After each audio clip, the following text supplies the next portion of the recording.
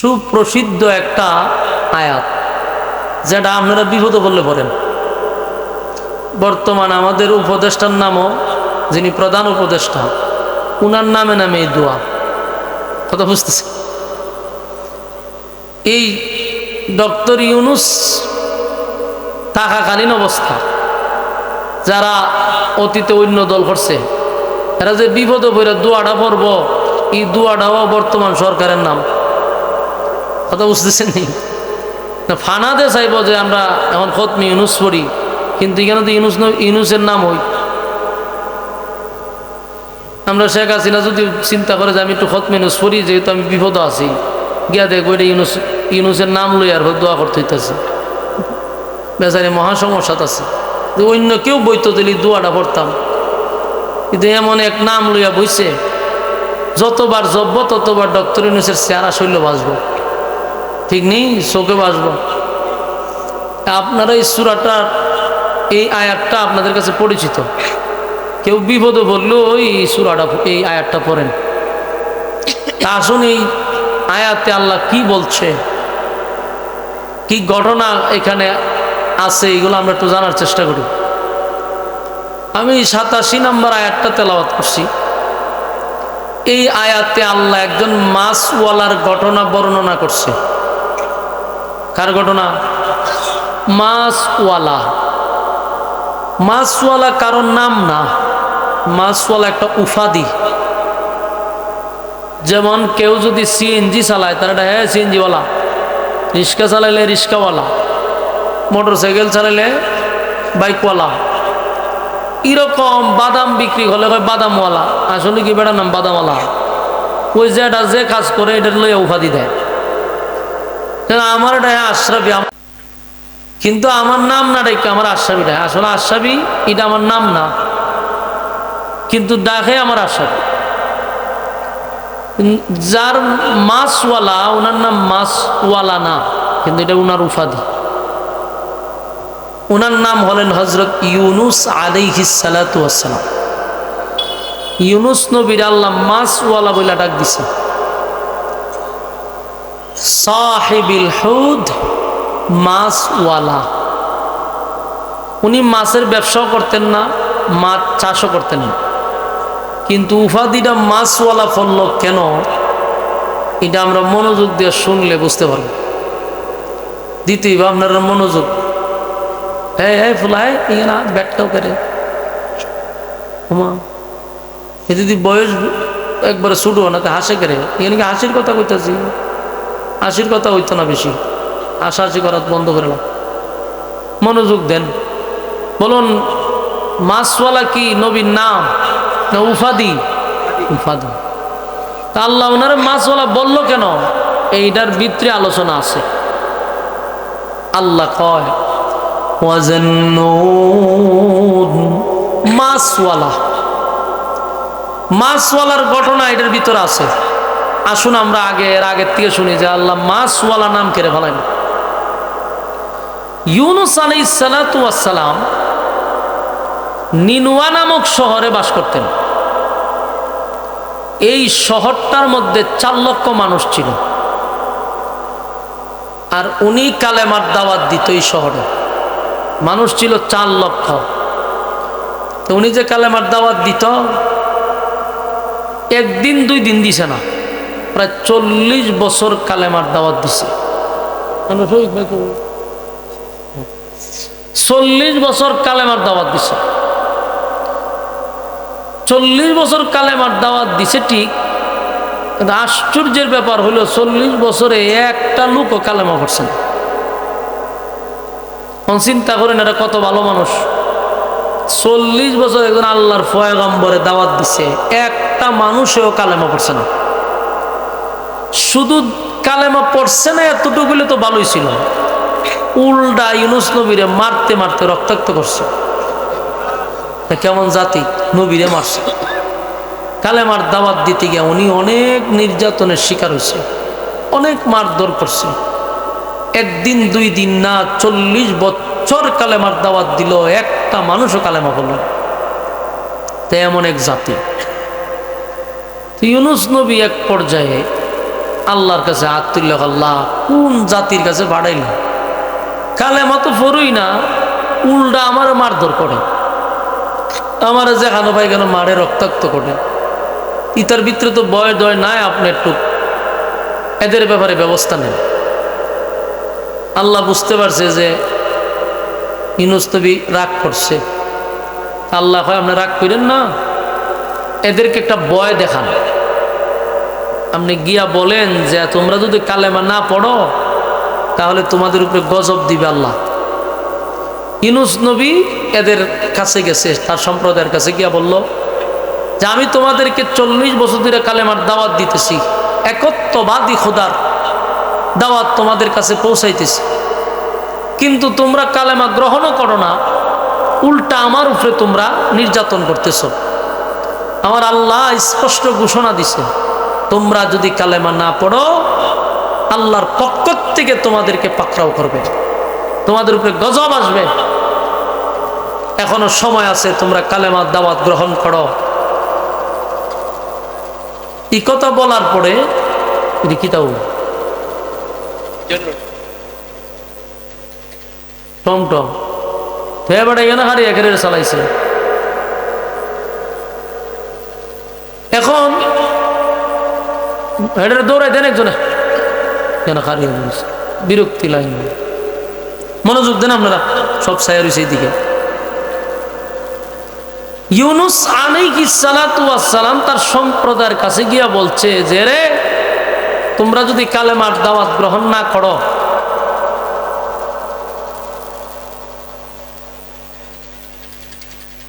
এটা কি এখানেই থাকবো? আপনারা কেউ না, এটা বলা যায় না।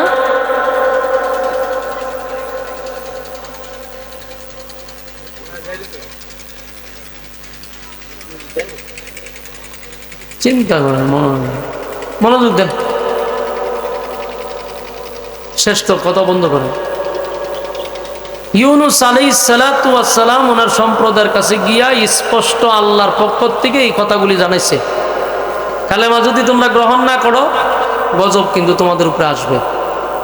এই কথা বলার পরে তারা ভয় পাওয়ার কথা না, উল্টা তারা যে কথাগুলি বলছে অত্যন্ত ভয়ানক। তারা ইউনূস নবীরে কয় আপনার আল্লাহ গজব দিব, কবে দিব দিন তারিখটা আমরা একটু বইলা দেন। নাউজুবিল্লাহ। চিন্তা করেন, ভয় তো পাই নাই, উল্টা হয়তো দিন তারিখ কয় না কেড়ে, কবে দিব কখন দিব আমরা একটু জানান, আমরা প্রস্তুত। নাউজুবিল্লাহ। ইউনূস নবী কয় সর্বনাশ, এটা কোন জাতির কাছে গজবও ভয় পায় না, আবার দিন তারিখ বলে জানাই দিতাম। আল্লাহর কাছে আবার ইউনূস নবী বলে, আল্লাহ আপনি কইছেন গজব দিবেন, আমি এরারে জানাইছি। ইত্যাদি এমন এক জাতি ভয় তো পাই নাই, উল্টা কয় দিন তারিখ তাদেরকে জানাই দিতেন। আল্লাহ কয় ঠিক আছে, আপনাদেরকে গিয়া বলেন আগামী 3 দিন 3 রাত সময় দিলাম, 3 দিন 3 রাত পরে আমি গজব দিব। কয় রাত? 3 দিন 3 রাত পরে গজব দিব বলে দেন। ইউনূস নবী তাদের কাছে গিয়া বলল, তোমরা যেহেতু দিন তারিখ চাইছো, তা আল্লাহ আমার স্পষ্ট জানায়া দিছে আগামী 3 দিন 3 রাতের ভিতরে তোমাদের উপরে গজব দিবে। এরা কয় কোনো অসুবিধা নেই, আপনি তারিখ মারিক বইলা দিছেন, ভালো হইছে, আপনি হন জানগা, আমরা এটা মোকাবেলা করার মতো ক্ষমতা আছে। নাউজুবিল্লাহ।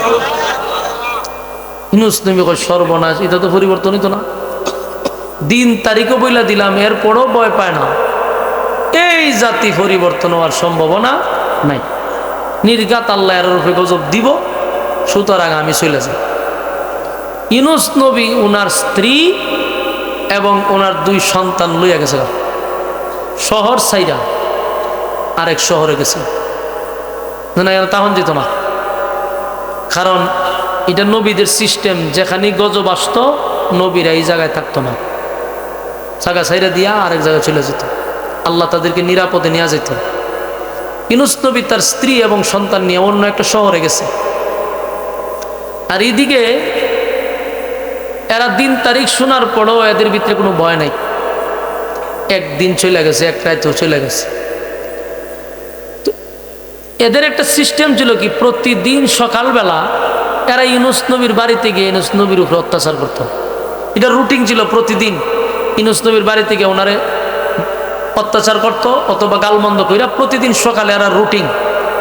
সকালবেলা বাইরে তো সবাই বাইরে ঘুরতে দিত, আর ইউনুস নবীর বাড়ি থেকে একটু হামলা টামলা দিয়া আবার যাইত। তো ওই প্রতিদিনের মতো সকালবেলা গেছে ওনার বাড়িতে, বাড়িতে গিয়া দেহের দরজা টরজা সব লাগায়, বাড়িতে কেউ নাই। ঘটনা কিরে, ইউনুস গেল কই? প্রতিদিন সকালে তার বাড়িতে আসি, প্রতিদিন তার সঙ্গে আমরা খারাপ আচরণ করি, কোনোদিন তো দরজা লাগানো পাই নাই, গেল কোথায়? তালাশ করতে লাগলো। তো এদের মধ্যে একজন একটা বলল, শুনো, অতীতের নবীদের কাছ থেকে শুনলাম এবং ইতিহাস পড়লাম, যেই স্থানে গজব আসে এই স্থানে নবীরা থাকে না। ইউনুস নবীর দিকে তোমরা লক্ষ্য করে দেখো, 40 বছর সে আমাদের মাঝে ছিল, কালেমার দাওয়াত দিছে, তার রবের দাওয়াত আমাদের কানে কানে পৌঁছাইছে। আমরা প্রতিদিন তার উপরে নির্যাতন করছি, টিটকারি মারছি, আমরা তার নিয়ে হাসাহাসি করছি, কোনোদিন গ্রাম ছেড়ে যায় নাই, আমাদের সাথে কোনোদিন খারাপ আচরণও করে নাই। কিন্তু গতকালকে আমাদেরকে গজবের ঘোষণা দিয়া আজকে ওনার বাড়িতে তালা মারা, তার মানে 100% গজব আসবে, সন্দেহ নেই। এনারা বুঝে লেছে, কথা তো সত্য। এতদিন তো ইউনুস গেছে না, এত মার মারছি, এত গালাগালি করছি, ইউনুস তো এলাকা ছাড়ছে না, গজবের কথা কই এলাকা ছেড়ে দিছে, তার মানে গজব আসবে। এতক্ষণে এরার ভিতরে একটা লারা দিছে, ভয় ঢুকছে যে হইতে পারে, গজব হইতে পারে। এরকম এরা লোক পাঠাইছে যে গ্রামে গঞ্জে শহরে বন্ধে কোথায় ইউনুস আছে তারা তালাশ করে নিয়ে আসো। সারা শহর তালাশ করছে, ইউনুস নবীরে পাইছে না। এখন আরো নিশ্চিত হয়েছে যে 100% গজব আসবে। এর ভিতরে আরো একদিন শেষ, এক রাত শেষ রইল, একদিন এক রাত। এরা বৈশাখ পরামর্শ করতেছে কি করা যায়, গজব কে আসি আসবো। একদল কয় আরে না, ফাও কথা, কি এর গজব আসবে। আবার কেউ যদি আসে, এই যদি আসে, আবার কেউ যদি আসে, আবার কেউ না আসবে না, এই করতে তো আরো একদিন শেষ। 3 দিন চলে গেল, 2 রাত চলে গেল, রয়েছে মাত্র 1 রাত। রাত অপেক্ষা করছে, সকালবেলা রাইতো শেষ, দিনও শেষ। যেদিন গজব আসবে সকালবেলা তারা তাকায়া দেখে আকাশের রং ভিন্ন কালার ধরছে, রং ভিন্ন হয়ে গেছে, ভয়ঙ্কর রূপ ধারণ করছে। অতীতে আকাশের রং এমন দেখে নাই। সমস্ত মানুষ ঘর থেকে বাহির হয়ে আকাশের দিকে তাকায় আছে যে লক্ষণ তো খুব খারাপ। এরকম আকাশ আমরা আর অতীতে দেখি নাই। আবার একটা শব্দ হচ্ছে, শব্দ রইল আপনারা ওই যে বৃষ্টির সময় আমরা ঠাডা পড়ে না, আওয়াজ করে না ঠাডা পড়ার আগে, দেখায় না। আপনারা সবাই বাংলাদেশ হতা হন না, বাবলু তখন বোঝা যায় আমেরিকাতে এলাম চল। বলুন বৃষ্টি হইলে যে একটা দেয় দিয়া, সেটা আওয়াজ হয় না, ভয়ঙ্কর আওয়াজ হয়। এখানে সময় কিন্তু ভয় লাগে, এমন জুড়ে মারে যখন বোঝা যায়। ঠাডা হইন না আপনারা, ঠাডা আমরাও ঠাডাই করি। ঠাডা পড়লে পরে মানুষ একটা ভয় পায়, আতঙ্কে। ঠিক এরকম আওয়াজ আসতেছে, ভয়ঙ্কর আওয়াজ, বড় বড় শব্দ করতেছে। ভাই সাহেব এটা কার বাজে, বন্ধ করে নেন মোবাইল টোবাইল, ইত্যা সাইলেন্ট করে নেন না করে। এখন দেখেন এই আওয়াজ যখন শুরু হয়েছে, অন্যদিকে আকাশের রং পরিবর্তন হয়ে গেছে। সব মিলাই এরা বুঝতে পারছে গজব আসবে। এখন কয় আমরা কি উপায় হবে? এতক্ষণে তারা বুঝতে পারছে যে গজব আসবে এবং গজব আইসা পড়ছে। এরা চোখের দিক খেলাইছে যে আকাশের রং তো এমন ভয়ঙ্কর ছিল না, আর এই আওয়াজ কোথার থেকে আসতেছে, এটা যত সময় যায় একটু বাড়তেছে।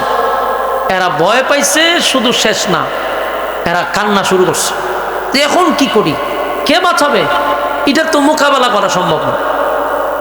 চিল্লা পাল্লা শুরু করছে।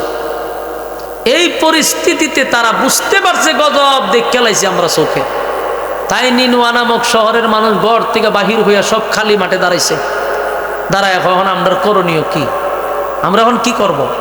তো এদের মধ্যে যে একটা কিছু বুঝে, কিছু ইতিহাস গাড়ছে, অন্যান্য নবীদের জীবনী পড়ছে, হ্যাঁ দাঁড়ায় এখন শোনো, ইউনুস আমাদেরকে 3 দিন আগেই কিন্তু ঘোষণা দিয়ে গেছে, তখনও তোমাদেরকে হুঁশিয়ার করছি, তোমরা হাসি তামসা কইরা কইরা উড়াইছো, বলছো গজব আসবে না।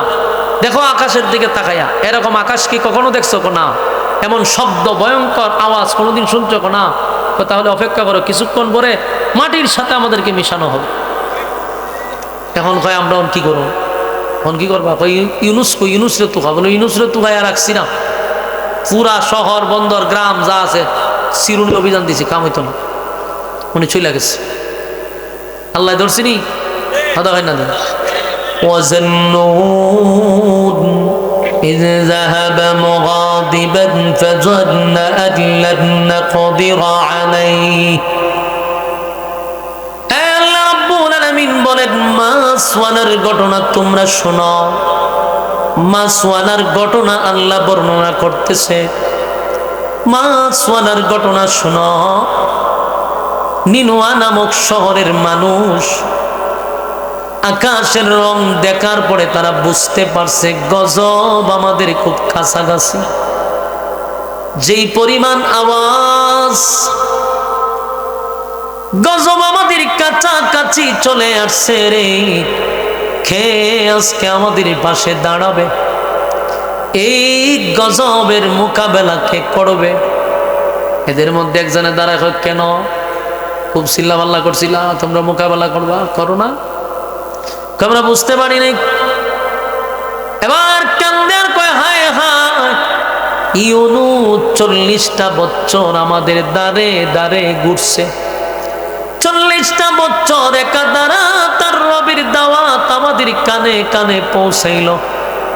হায় রে, ইউনুস রে মূল্যায়ন করলাম না, কালেমা তো গ্রহণ করলাম না, উল্টা তার উপরে নির্যাতন করলাম, উল্টা তার শরীরে আমরা আক্রমণ করলাম, রক্তাক্ত করলাম, আমরা আমাদের নবীর উপরে আক্রমণ করছি। আপনি হতেই পারেন না। এরা লটারি আবার দিছে, আবার ইউনুস নবীর নাম, এইভাবে এরা লটারি বারবার চেঞ্জ করতে করতে 10 বার দিছে ইউনুস নবীর নাম, 10 বার হয়েছে। ইউনুস নবী তো বুঝতে পারছে যে আমারে আল্লাহ ধরব, বউ নিছে, ফুলা ভানো নিছে, আর আমার বাহির রাখবো হইতে গিয়া বাহির হয়েছে আমি।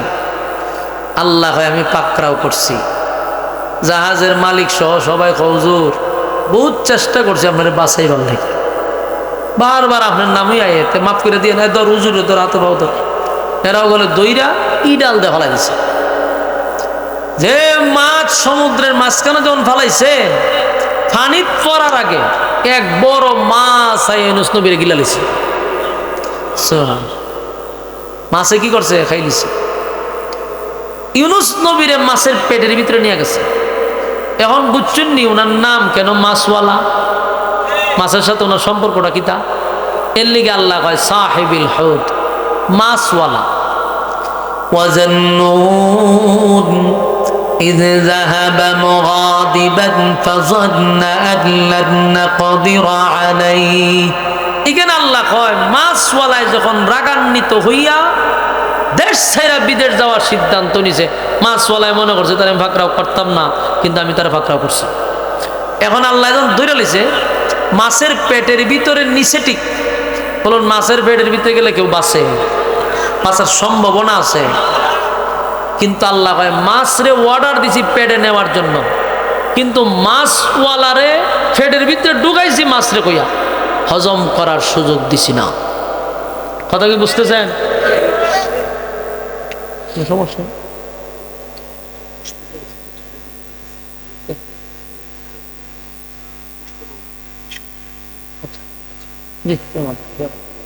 ঠিক আছে। এখন ইউনুস নবীর তো মাছে গিলা ফেলাইছে, আর মাছের পেটের ভিতরে গেলে কেউ বাঁচবো? কথা কই না, বাঁচার কথা না। সাপে যদি কেউ খায় এটা বাঁচে, তাহলে মাছের পেটের ভিতরে গেছে, উনি তো বাঁচার কথা না, কিন্তু আল্লাহ কয় রে মাছ আমার ইউনুস রে হজম করতে পারবি না। সুবহানাল্লাহ, আছেন আপনার এলাকা, হজম করতে পারবি না, ইউনুস রে হজম করছে না। কিন্তু এখন শুনেন, ইউনুস নবী মাছের পেটের ভিতরে যায় আর চিন্তা করতেছে যে আমারও ধরে লেছে, আমারে পাকড়াও করে বলেছে। আপনারা মনোযোগ আছে কিতা দেখতে যায়, একজন মানুষ গেছে ওনার জরুরি কাজ, তা আপনারা এইভাবে চাই রয়েছেন কেন? আহা, ওই ওয়াজ করতাম, শ্রোতার মনোযোগ না থাকলে বক্তার ওয়াজ করতে মন চায়। আপনারা যা করতে না, আমার আর কটা মিনিট সময় দিলে আমি চাইতাম ওয়াজটা শেষ করতাম, দিলেন না শেষ করবারলে আমার যা বুঝার তো বুঝলাম। ইউনুস আলাইহিস সালাতু ওয়াস সালাম মাছের পেটের ভিতরে যাওয়া মাত্রই উনি বুঝতে পারছেন যে উনারে আল্লাহ পাকড়াও করছে। যেই মাত্র উনারে পাকড়াও করে লাইছে, উনি তখন আল্লাহর শরণাপন্ন হয়ে গেছে। সুবহানাল্লাহ, উনি কি হইছে? ইউনুস আলাইহিস সালাতু ওয়াস সালাম সাথে সাথে আল্লাহর শরণাপন্ন হইছে। এই জন্যই মুসিবতে পড়লে আমরা কার শরণাপন্ন হব? আল্লাহর শরণাপন্ন হব। ইউনুস আলাইহিস সালাতু ওয়াস সালাম মালিকের শরণাপন্ন হয়ে গেছে আর বলতে লাগলো লা ইলাহা ইল্লা আনতা সুবহানাকা ইন্নী কুনতু মিনাজ জালিমিন। ইউনুস নবী বিপদে পড়া শরণাপন্ন হয়েছে আল্লাহ। উনি বিপদে পড়ে অন্য কেউরে ডাক দিছে না, সাথে সাথে বলতে লাগলো লা ইলাহা ইল্লা আনতা সুবহানাকা ইন্নী কুনতু মিনাজ জালিমিন। এই তাসবিহ একবার দুইবার নয়, এই আয়াতে কারিমা ইউনুস পয়গম্বর পড়তেই লাগলো একাধারে 40 দিন জুড়ে। কোন কয়দিন? মাছের পেটের ভিতরে 40 দিন ইউনুস নবীরে আমার আল্লাহ রাখছে গো। ইউনুস নবীরে পেটের ভিতরে 40 দিন রাখছে, আর ইউনুস নবীর লাগাতার 40 দিনে 1.5 লক্ষ বার লা ইলাহা ইল্লা আনতা সুবহানাকা ইন্নী কুনতু মিনাজ জালিমিন। এইভাবে 1.5 লক্ষ বার যখন পড়তে লাগলো, মালিক ডাক দিয়া কয় আমি ইউনুসের দোয়া শুনছি। ইউনুস আমারে বলছে আমি ছাড়া কোনো মাবুদ নাই, আল্লাহ ছাড়া কোনো মাবুদ নাই, কোনো ইলাহ নাই, আপনি ছাড়া কোনো মাবুদ নাই। আল্লাহ আপনি পবিত্র, আর আমি হইলাম অপরাধী। ভুল আমার হইছে, কারণ আপনি মালিকের অর্ডার ছাড়াই তো আমি আসছিলাম। আল্লাহ আমার অপরাধ হইছে, আপনি পবিত্র। আল্লাহর গুণকীর্তন গাওয়া শুরু করে দিল। আল্লাহ বলেন ইউনুস 1.5 লক্ষ বার পড়ছে। 40 দিন ইউনুস রে মাছের পেটের ভিতরে আমি রাখছি। এরপরে ইউনুস পয়গম্বর লাগাতার 40 দিন লা ইলাহা ইল্লা আনতা সুবহানাকা ইন্নী কুনতু মিনাজ জালিমিন পড়তে লাগলো। আল্লাহ কয় আমি শুধু শুনছি তাই না, আল্লাহ বলেন ফাস্তাজাবনা লাহু ওয়া নাজ্জাইনাহু মিনাল গাম্মি ওয়া কাযালিকা নুজিল মুমিনিন। এই আয়াতের মধ্যে শেষ অংশটুকু আল্লাহ ভবিষ্যতের কথা বললেন, আর বাকি আয়াতটুকু আল্লাহ বলেন ইউনুসের দোয়া শুধু শুনছি তাই নয়, ইউনুসকে আমি এই কঠিন মুসিবত থেকে, এই মুসিবত থেকে আমি আল্লাহ তারে অক্ষত অবস্থায়, সুস্থ অবস্থায় আমি আবার তারে ফিরাইয়া দিছি। চিৎকার দিয়া কোন সুবহান। আল্লাহ রাব্বুল আলামিন বলেন এই ইউনুস পয়গম্বরকে আমি শুধু মুসিবত থেকে উদ্ধার করছি এমনটা নয় গো, সুস্থ অবস্থায় তারে ফিরাইয়া দিছি। আল্লাহ তখন শেষের আয়াতে বলে ওয়া কাযালিকা নুজিল মুমিনিন। রব্বি কারীম বলেন শুনো, শুধু ইউনুসকে আমি কঠিন মুসিবত থেকে উদ্ধার করছি এমনটা নয় রে, কিয়ামত পর্যন্ত যারা মুসিবতে পড়বা, আমি আল্লাহর শরণাপন্ন হইবা, ওয়াদা দিলাম তোমাদেরকেও আমি উদ্ধার করব। চিৎকার দিয়া কোন সুবহান। তাহলে মুসিবতে পড়লে কারে ডাক দিব? আমরা মুসিবতে পড়লে মালিকের শরণাপন্ন হব, আমরা কারো শরণাপন্ন হব না। মুসিবতে পড়লে কোনো পীররে ডাকবো না, কোনো ফকিররে ডাক দিব না, কোনো মাজারওয়ালারে ডাক দিব না। যদি ডাক দিতে হয় কারে দিব? আল্লাহ কয় আমার শরণাপন্ন হয়ে গেছি ইউনূস। মাছের পেটের ভিতরে যাওয়ার সাথে সাথেই বলছে আল্লাহ আপনি ছাড়া কোনো মাবুদ নাই, আপনি ছাড়া কোনো ইলাহ নাই। আল্লাহ আপনি ছাড়া আমারে কেউ উদ্ধার করতে পারবে না। আল্লাহ আপনি আমার উদ্ধার করেন, আপনি পবিত্র, আমি অপরাধী। এইভাবে যখন মালিকের কাছে একবার দুইবার নয় ১.৫ লক্ষ বার ইউনূস নবী আল্লাহর কাছে সাহায্য চাইলেন। আল্লাহ বলেন আমি শুনছি, অক্ষত অবস্থায় ফিরাইয়া দিছি। কিয়ামত পর্যন্ত যারা বিপদে পড়ে আমারে ডাকবে, আমি তাদেরকে উদ্ধার করব। আমার যুবক ভাইয়েরা, কিয়ামতের ময়দানে আল্লাহ বলেন বান্দারে, যখন মানুষ পয়সা যাইব, আল্লাহ কইব আমি না তোদেরকে আগেই বইলা দিছিলাম মুসিবতে পড়লে আমারে ডাকতি, দুনিয়ায় আমারে ডাকলি না, আর হাসরের মাঠে আইসা কইছি ইয়া রাব্বি নাফসি, তোর কি উপায় হইব? বললাম আমি তো জানাইয়া দিছি মুসিবতের মধ্যে পড়লে আমার শরণাপন্ন হবি রে। আমি তোদেরকে আগাম ভবিষ্যৎ জানায়া দিলাম, কিয়ামত পর্যন্ত যারা এই মুসিবতে পড়বে, আমি আল্লাহর শরণাপন্ন হইলে তাদেরকে মুসিবত থেকে উদ্ধার করব। যেমন ইউনূসরে আমি উদ্ধার করছি।